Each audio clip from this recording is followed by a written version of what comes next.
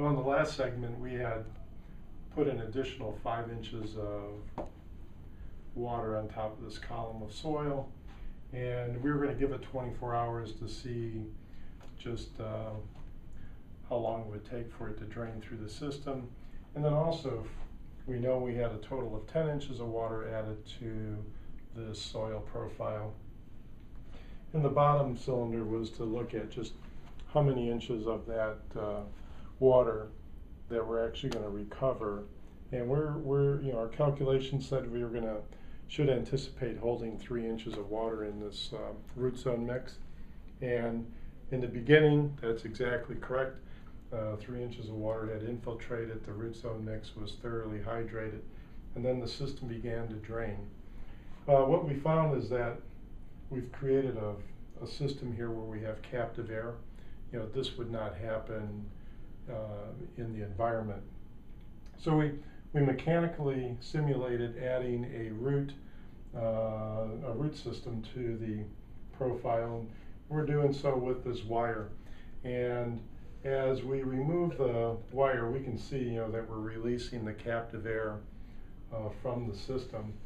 And interesting thing is that I've been probing this root zone mix right down to this bridging gravel and actually trying to force the simulated root system into that gravel layer.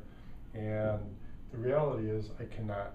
And you would think that these fine particles would migrate into this bridging gravel. And then if you look at the bridging gravel, that you would anticipate those migrating down into this drainage layer. And you can see some of that migration, however, is not nearly at the level one might think it to be when you look at the difference in the gradation here. So well proven demonstration here how if you engineer this correctly, it does function as you originally had intended the design to do. What I'm going to do now is just drill a small hole in that lower cylinder so that we could release any of that captive air. And then we're going to give it more time to see if in fact we do recover 7 inches of the 10 inches of water that we had placed into the system.